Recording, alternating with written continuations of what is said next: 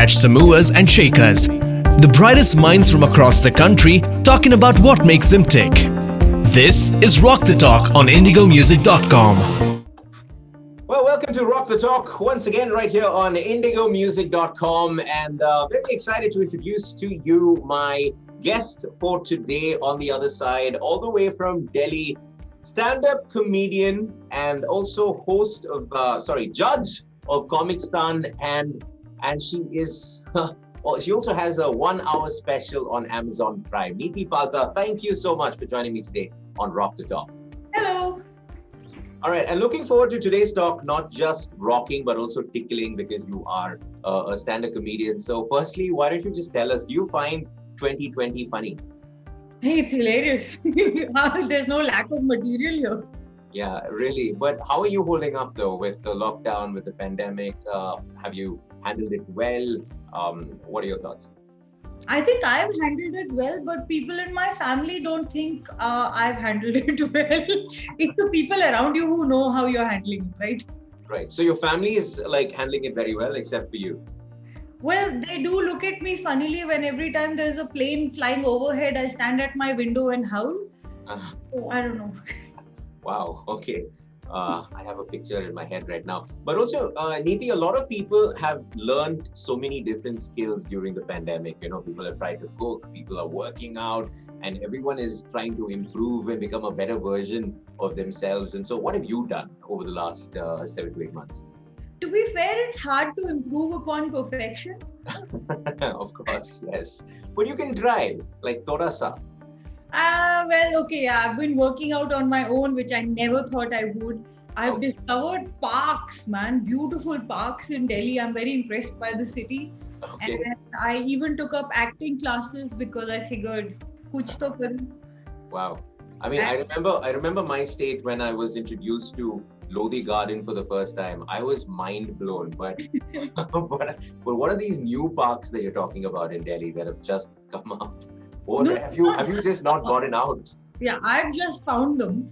But I found Sanjay one, which is nice and foresty, and it's like in a kind of a figure 8. So the deeper you go in, I mean, I like it better there. Okay. There's one dog that is always on there's like a viewing point, and that dog is always on that one step. And I always see it, and the dog also must be wondering how vela I am. Well, you have a moment, both of you. We have a moment. All right. Neeti, why don't you tell us about how comedy started for you? I mean, obviously you started a few years ago when it was very new in the country. And how did people around you take it? Well, I've always been a fan of comedy, but I used to watch Whose Line Is It Anyway? You know, they had come down to India for the first time about 10 years ago, I think 9 to 10 years ago. Colin McKay and Brad Sherwood. Right.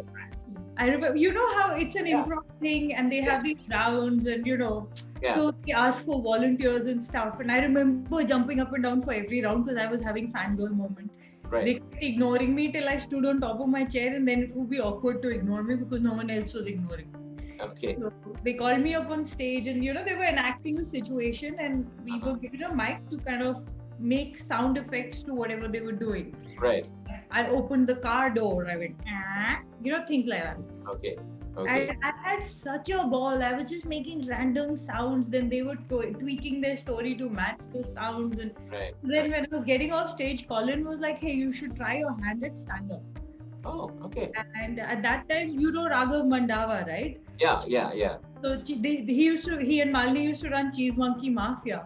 They were there in the audience, and they kind of came up to me and said, try out our scene. And I didn't even know stand-up existed in India at that point. So wow, that's amazing. So an improv artist and you did so well in improv, but they said try stand-up as well. And I think that worked out pretty well for you. But how did people around you take it otherwise? Like when you decided to go become a full-time comedian, I want to know what your parents, how they reacted, how people reacted, because this was your full-time job. So my dad was a career 4G.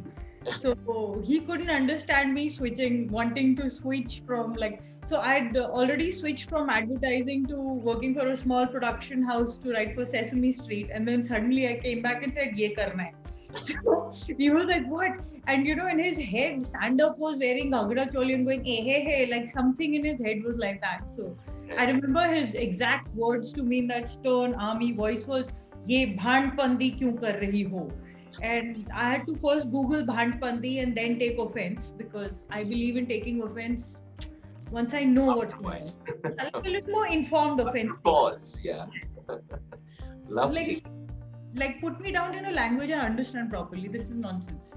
All right, fine. Then Okay, I so I kicked guess around behind their back for a year and a half before finally we had a show, Abish and Friends, at India Habitat Center. Like respectable venue, respectable audience. Then my parents came and saw and like, oh, okay, this is not so bad. okay. All right. Neeti, you have a 1 hour special on Amazon Prime, and I think you're one of the very few female comics who have one. So how has it been? Was it difficult for you personally, in this male-dominated industry that is comedy? So. Look, to be honest, when I started doing it, I didn't think I was doing anything special. I was telling jokes just like everybody else. It's when everybody else made a big deal out of, oh my God, female comedian. I was like, what? 1 second. And but yeah, like you initially said, host, that used to happen a lot. Like if I was in a mixed lineup, people would inevitably think I was the MC because I was a female. Right. Aap bhi funny hi ho. I'm like, thanks, man. So, right. Yeah, but it was challenging because that acceptability factor back then of a female being bold up on stage or speaking her mind or being funny, because this is not apparently a role traditionally attributed to us.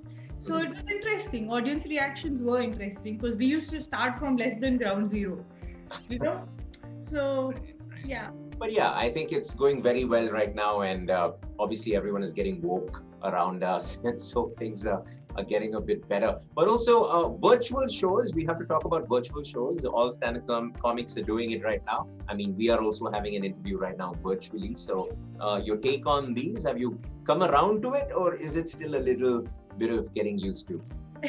So it's weird. I remember I was amongst the few comics who did the earliest online corporate show. Okay. So I was like, what do I have to lose? And we're all locked up. And this was less than a month into the lockdown. Oh wow. Okay. So I don't even have the necessary furniture to get the laptop to the right height. Right. So I had the step ladder put on 2 stools, and then at that point, the only strong network I had was in my room. And I don't want people looking at my bedroom and stuff. So I had to put it in such a way that only my cupboard was visible. It was quite crazy, man. But it was fun. Because I was like, okay, I mean, at worst, if I have a bad show, I don't have to come too far to cry into my pillow, But are you a little scared though that this is going to continue to happen? That, I mean, when our stage show is going to come back? I mean, slowly things are making a comeback, but are you a little worried that virtual is the new reality? No, I refuse to accept this as the new normal or the new reality. It's a bump. Let's just put it that way. So already, I guess that fear has disappeared because things are already picking up. Yeah, because come on, think of it. Like people didn't stop having sex when AIDS happened. We're not going to stop living because of Corona, Absolutely, yeah. And virtual sex is no fun in any case. So yeah, I won't judge people who are into it. All right. Wow, a comic who doesn't judge. You don't get that every day. Well, Neeti, you really did start out quite early, like I mentioned earlier as well, when comedy was very new. So what do you think about the scene right now? Is it more difficult to become a stand-up comic these days, or has it become easier because of all the platforms available? I think it's more accessible for sure, and more acceptable because of the OTT platforms making it more respectable. Right. Grabbing eyeballs is tougher because there is more competition. Right. Trying to be an original voice is tougher because you feel like all the jokes have been done or all the premises have been taken and stuff. Right. Also, now there is just so much offense taking. that I feel bad for people trying to break in now, because Yeah, I was just about to come to that, but yeah, I mean, everybody being so sensitive these days, and there's this whole new thing, cancel culture is a big thing. The minute somebody says something, you want to, boycott them and stuff like that. People are not able to have their own thoughts anymore. So, as a comic, as a comedian, are you worried because your thoughts are literally your breadwinner? So, is it difficult as a comic these days?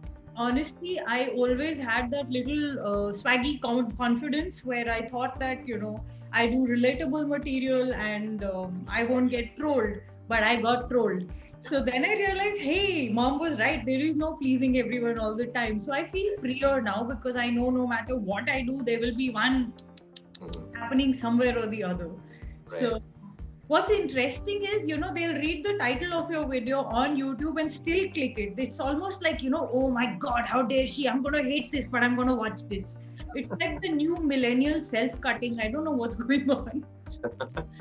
I hate this, but I'm going to watch this. But no. But Neeti, you have been doing all these. I mean, like I mentioned, the 1 hour special on Amazon Prime. I mean, how amazing was that? I mean, was that like a big moment in your career?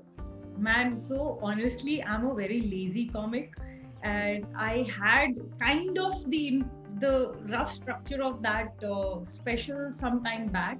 Right. And then I was like, I don't want to put out my first special to be just a series of jokes that are stuck together. It needs to have some sort of a story to it, like an arc. So it has a beginning, middle, end to it. It talks about my life, my childhood, my growing up years, my current life, all of that. Okay. And touring it was so much fun because I would get so much from audiences, and all of that just kept adding on to the show. Right. And I almost, actually, you know how it is, you don't want to complete a masterpiece. I wanted to hang on to it and tour it some more and like add more to it. And then my client sat on me and said, this is your delivery date. So I was like, oh, okay, fine. All right, fine. Neeti, it's now time for a rapid fire round. Okay, so quick questions. And yes, let's do this. One comedian you would love to open for? Varun Grover. All right. Any pre-show ritual that you have? Black coffee, couple of push-ups. I always touch my toes and tell myself, you've got this. Oh, wow. I'm just wondering where your eyes are once you touch your toes, what your vision is like. All right. Your favorite Indian comic to watch? Again, Varun Grover, and I love Vipul Goyal. Okay. All right. Anything in particular you learned during the lockdown? I learned that I can survive pretty much anything now. All right, fine. Also, what's the most hilarious thing happening in our country right now, according to you? Just get onto my timeline, you'll know.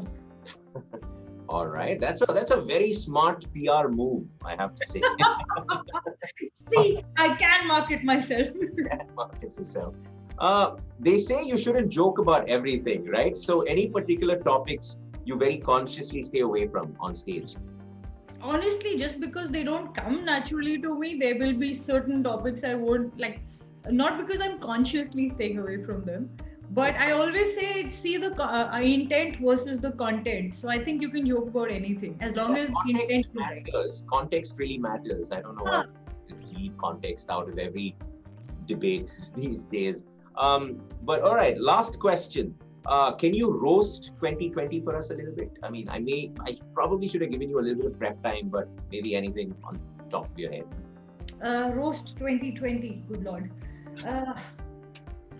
I don't know, man. I think we've all got a headache from 2020 because we've all kind of just repeatedly hit our head on this bar we've set so low for ourselves now. Even digital shows, are there even one guy is smiling, I'm like, okay, great show, man. It's fine, don't worry. All right, Neeti Palta, as always, it was an absolute pleasure to have you right here on Rock the Talk. Thank you, Melvin.